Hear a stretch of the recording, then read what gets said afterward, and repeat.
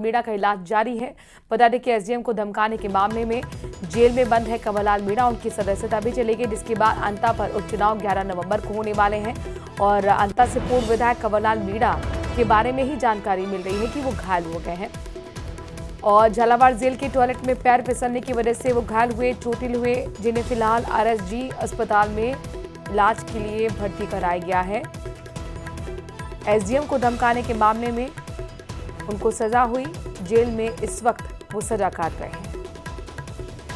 Spinal shock में थे, serious condition थी, उनको इंजेक्शन दवाएं से रिकवर किया है। पर अभी चूंकि हमारे एमआरआई की फैसिलिटी नहीं है, इसलिए चिकित्सक उनको एमआरआई की सुविधा हेतु गवर्नमेंट मेडिकल कॉलेज कोटा में रखी है। एक बार एमआरआई हो जाएगी वहाँ पर, देखते हैं जब वहाँ प्रदेश की एकमात्र अंता विधानसभा सीट पर हो रहे उपचुनाव में सियासी समीकरण अब पूरी तरह बदल गए हैं। त्रिकोणीय माने जा रहे मुकाबले में अब चौथा कोण जुड़ गया है। बीजेपी के पूर्व विधायक रामपाल मेघवाल के निर्दलीय मैदान में उतरने के बाद वहीं इस बीजेपी प्रदेश अध्यक्ष मदन राठौर का उनके लिए सख्त रुख भी सामने आया। यानी कि पहला रिएक्शन आप मदन राठौर का जरूर देखिए।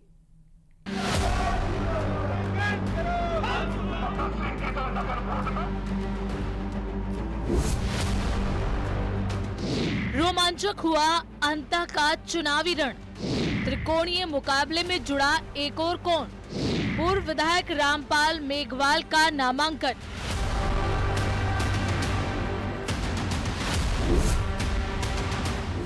बीजेपी के पूर्व विधायक रामपाल मेघवाल के नामांकन के साथ ही अंता का चुनावी मुकाबला बेहद रोमांचक हो गया है।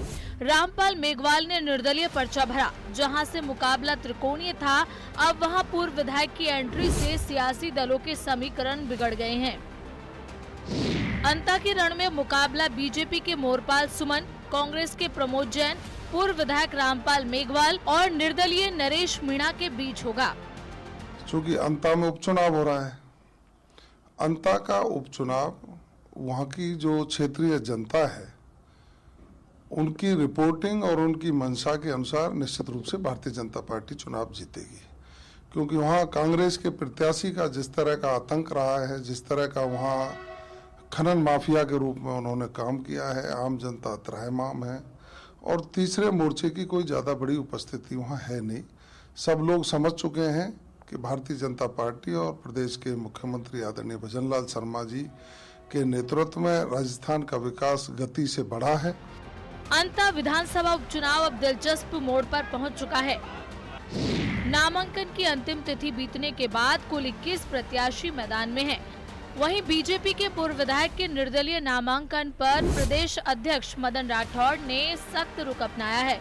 उन्होंने नामांकन को दुर्भाग्यपूर्ण बताया, साथ ही नामांकन वापस न लेने पर एक्शन की चेतावनी भी दी।